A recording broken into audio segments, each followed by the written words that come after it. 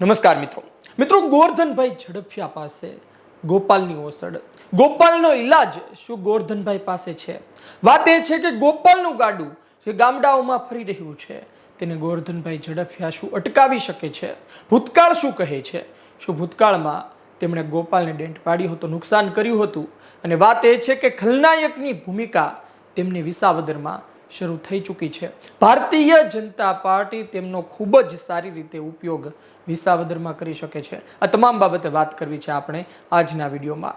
ગોરધનભાઈ ઝડફિયા ગુજરાતની રાજનીતિનું એક એવું નામ કે જેમણે ભારતીય જનતા પાર્ટીની સામે પણ ચાલવાનું પસંદ કર્યું અને સાથે પણ ચાલવાનું પસંદ કર્યું. એક સમયે કેશુબાપાની સાથે હતા તો આજે ભારતીય જનતા પાર્ટીમાં છે. એક સમયે પોતાની મહાગુજરાત પાર્ટી શરૂ કરી હતી તો આજે ભારતીય જનતા પાર્ટીમાં તેઓ ભળી ચૂક્યા છે. વાત એ છે કે તેણે ભારતીય જનતા પાર્ટીમાં સારા દિવસો પણ જોયા, ખરાબ દિવસો પણ જોયા અને ભારતીય જનતા પાર્ટીનો ચડાવ ઉતાર પણ સારી રીતે જોયો છે. ગુજરાતની પરિસ્થિતિ પણ તેમણે સારી રીતે જોઈ છે. વાત એ છે કે તેમણે 2008 બાજુ મહાગુજરાત પાર્ટી બનાવી હતી. ત્યારબાદ કેશુબાપાની ગુજરાત પરિવર્તન પાર્ટીમાં તેઓ જોડાયા હતા. 2012માં જીપીપી લડી હતી. ગોંડલથી ગોરધનભાઈ ઝડફિયા લડ્યા હતા અને વિસાવદરથી કેશુબાપા લડ્યા હતા. કેશુબાપા જીતી ગયા હતા, ગોરધનભાઈ ઝડફિયા ગોંડલથી હારી ગયા હતા. પણ વાત એ છે કે આ વિસાવદરને સારી રીતે ઓળખે છે ગોરધનભાઈ ઝડફિયા અને વિસાવદર મત વિસ્તારમાં તેમનું જોડાણ પણ છે.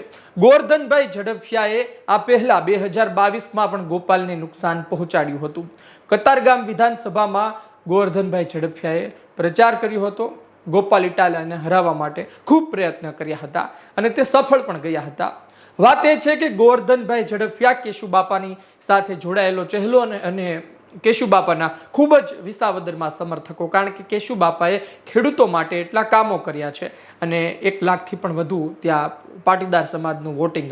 એટલે સીધી વાત છે કે તમે એવા ચહેરા મૂકો કે જે લોકો વચ્ચે ગયા હોય અથવા તો એની છબી એવી હોય કે લોકો તેના માન સન્માન માટે ભારતીય જનતા પાર્ટીમાં મત કરે અથવા તો આ વ્યક્તિ આવ્યા છે એટલે મત તો દેવો પડશે તેવું વિચારે. બીજી વાત એ છે, તમે જુઓ ભારતીય જનતા પાર્ટી ખૂબ જ એક આયોજનબદ્ધ રીતે આગળ વધી રહી છે.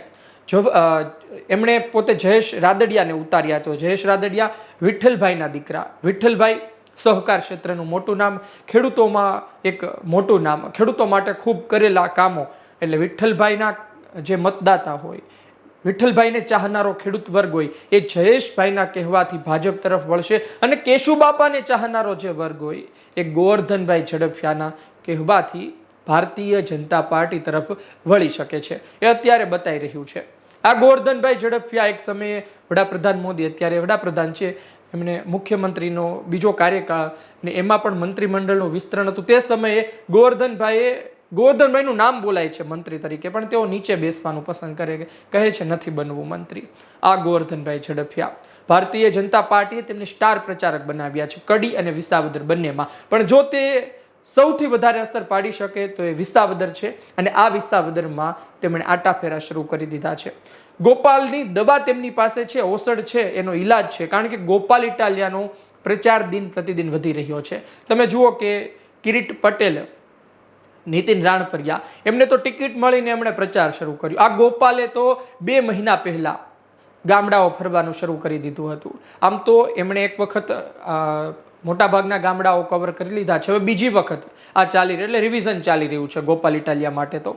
ને ગામડાઓમાં કેવું હોય, તમે એક વખત જાઓ, તમે એક વખત ત્યાંના લોકો પાસે મત માગો, લોકો ના મગજમાં તમારી વાત ઉતરી જાય, ગળે વાત ઉતરી જાય તો પછી તેઓ અન્યને સ્વીકારતા નથી. ઘણી વખત તો તેવું બને કે તમે એવું ભાષણ આપ્યું હોય અને તમારા સમર્થનમાં ગામ એટલું બધું આવી ગયું અથવા તો તમે સામેની પાર્ટીના એવા કાંડ ખોલી દીધા હોય કે પછી તેઓ આવે ને તો લોકો ભેગા પણ ના થાય અથવા તો ગામમાં સભા પણ ના કરવા દે, ભગાડે એ લોકોને. ને એવા પણ સમાચાર આવ્યા છે કે ભારતીય જનતા પાર્ટીના લોકોને ગામડાઓમાંથી ભગાડ્યા હોય. એટલે કે આ પ્રકારની સ્થિતિ છે. ને બીજી વાત એ પણ છે કે ગોપાલે જે પહેલા તૈયારી કરી છે, ગામડાઓ ફર્યા અને એમની પાસે જે વાત કરવાની એક આવડત છે તેના કારણે લોકો તેની સાથે જોડાઈ રહ્યા છે. ના કોઈ હવામાં વાત નથી કે ગોપાલ ઇટાલિયાની લહેર ચાલી રહી છે કે ગોપાલ ઇટાલિયા આગળ ચાલી રહ્યા છે. તમે વિસ્તારમાં જશો તો તમને ખબર પડશે અથવા તો એ વિસ્તારના લોકો સાથે વાત કરશો તો ખબર પડી જશે કે માહોલ શું છે અને એટલા માટે જ ગોપાલની ચર્ચા થઈ રહી છે. પણ વાત એ છે કે ભારતીય જનતા પાર્ટીએ થોડા દિવસોથી, એટલે તમે જુઓ કે કિરીટ પટેલને ટિકિટ આપી ત્યારબાદ ભારતીય જનતા પાર્ટી જે પ્રચાર કર્યો છે, જે મંત્રીઓને ઉતાર્યા છે, તેનાથી ભારતીય જનતા પાર્ટીને બેશક ફાયદો થવા જઈ રહ્યો છે. એટલે ટક્કર કિરીટ પટેલ અને ગોપાલ ઇટાલિયા વચ્ચે અત્યારે જોવા મળી રહી છે. નીતિન રાણપરિયા શું કરી રહ્યા છે એ અમે આવનારા વિડીયોમાં આપને કહેશું, કારણ કે નીતિન રાણપરિયા બેશક 2022થી વધુ મત લઈ જાય તેવું અત્યારે બતાવી રહ્યું છે. એટલે કોંગ્રેસ 2022માં 15-16 હજાર આવીને અટકી હતી, તેનાથી વધુ મત નીતિન રાણપરિયા આ વખતે લઈ જાય તેવી સ્થિતિ જોવા મળી રહી છે. પણ વાત એ છે કે ગોવર્ધનભાઈ ઝડફિયા જૂના જોગી છે, શતરંજના ખેલાડી છે અને તેને ખબર છે કઈ રીતે મત લાવવા. આ જ કારણોસર તેમણે પણ પ્રચાર શરૂ કરી દીધો છે. તમે જુઓ કે વિસ્તારના લોકો સાથે તમે વાત કરો તો એવું કહે કે ભાઈ ખેડૂતોની જ વાત કરવામાં આવે છે, જે આવે એ ખેડૂતોની વાત, જગતના તાત કરો, પણ બીજાનું શું?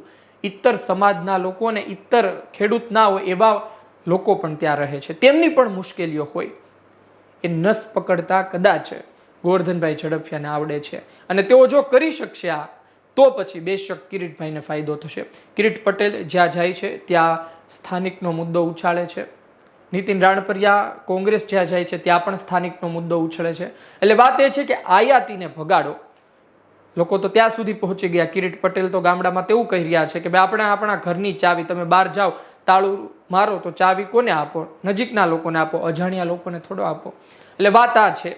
અને ગોવર્ધનભાઈ ઝડફિયા અલગ અલગ ગામડાઓમાં પ્રચાર કરી રહ્યા છે. જયેશ રાદડિયા તેમની સાથે છે. વાત એ છે કે પહેલા ખેડૂતોની વોટ બેંક કવર કરો અને ત્યારબાદ અન્ય જે વોટ બેંક છે તેને ડોર ટુ ડોર પ્રચાર કરી, તેમના આગેવાનો સાથે બેઠકો કરી, જમણવાર કરી આપણે એમના મત મેળવી લઈશું. પણ વાત એ છે કે વિસાવદનની જનતા છે ને એની તાસીર કોઈ ના પકડી શકે. એટલે કે તમે આ વખતે એવું વિચારતા હોય કે ભાઈ દર વખતેની જેમ વિસાવદનની જનતા સામા પવને જ ચાલશે, તો પછી આ વિસાવદનની જનતા પછી ભારતીય જનતા પાર્ટીને લઈને આવશે. જ્યારે લોકો વિચારતા હોય કે ભારતીય જનતા પાર્ટી તરફ જઈ રહી છે તો એ પાછી કોઈ નવી પાર્ટી લઈને આવશે. આ વિસાવદનની જનતાની નસ કોઈ ન પકડી શકે. વિસાવદનની જનતા એટલી બેમિસાલ છે, એને ખબર છે એમને શું કરવું છે ને એ ગુજરાતની રાજનીતિમાં એક મોટી અસર પાડે છે. પછી વિજય રૂપાણી હોય, પછી કેશુબાપા હોય. વાત એ છે કે ગુજરાતની રાજનીતિ એક તરફ ચાલતી હોય, ગુજરાતમાં એક અલગ પવન ચાલતો હોય, વિસાવદરમાં અલગ પવન ચાલતો હોય. આ વખતેની સ્થિતિ થોડી અલગ જોવા મળી રહી છે. જો ભારતીય જનતા પાર્ટી ખરા અર્થમાં ખૂબ મહેનત કરશે તો જીતની નજીક પહોંચી શકે છે. ગોપાલ ઇટાલિયા બેશક અત્યારે આગળ છે, પરંતુ કિરીટ પટેલ ખરા અર્થમાં સામ દામ દંડભેદ તમામ ઉપયોગ કરી શકે છે આવનાર સમયમાં, અને એક સુખી સંપન્ન પરિવારમાંથી આવે છે એટલે આવનાર સમયમાં પૈસો પણ એટલો વિસાવદરમાં વપરાશે. વાત એ છે કે જે લોકો વંડી ટપીને આવે છે ને એના કારણે વિસાવદરની જનતા પણ પરેશાન થઈ છે. એ પણ કહે છે કે આ શું, હર્ષદભાઈને લાવ્યા તો એ પણ વંડી ટપી ગયા, ભૂપત ભાયાણીને લાવ્યા તો એ પણ વંડી ટપી ગયા. સાબિત તો એ જ થાય છે ને કે ભાઈ કોંગ્રેસ હોય કે આમ આદમી પાર્ટી હોય, કામ નથી થતા. તો આ વખતે ભાજપને લાવીને જોઈએ. આ પણ એક મેસેજ જઈ રહ્યો છે લોકો વચ્ચે. જોઈએ આવનાર સમયમાં શું થાય છે. વિસાવદરની જનતા ખૂબ જ ચતુર છે અને આ વખતે જોઈએ કોની તરફ જાય છે. પણ ગોવર્ધનભાઈ ઝડફિયાનો પ્રચાર આમ આદમી પાર્ટીને, ગોપાલ ઇટાલિયા માટે ચિંતાની ઘડી ગણી શકાય. તે કંઈ નવા જૂની કરી શકે છે, જૂના જોગી છે અને વિસ્તારના સારા એવા જાણકાર છે, ખબર છે શું કરવું. જો એમને ખરા અર્થમાં ગોવર્ધનભાઈ ઝડફિયાને ખરા અર્થમાં કિરીટભાઈને જીતાડવા હશે તો બેશક તેમના પ્રચારની અસર પડશે. પણ એમણે ઠાન્યું હશે કે ખાલી પ્રચાર જ કરવાનો છે તો પછી ઠીક છે, ગોપાલ ઇટાલિયા હવરવા નીકળી જશે. આપનું શું કહેવું છે કોમેન્ટ બોક્સમાં જરૂરથી જણાવજો. ગોવર્ધનભાઈ ઝડફિયાને લઈ, ગોપાલ ઇટાલિયાને લઈ વાત એ છે કે ગોપાલ ઇટાલિયાનું ગાડું ગોવર્ધનભાઈ અટકાવી શકશે. તેમની પાસે તેની ઓસડ છે, દવા છે. કોમેન્ટ બોક્સમાં જરૂરથી જણાવજો. વિડીયો પસંદ આવ્યો હોય, માહિતી પસંદ આવી હોય, લાઈક કરજો, શેર કરજો. ધન્યવાદ.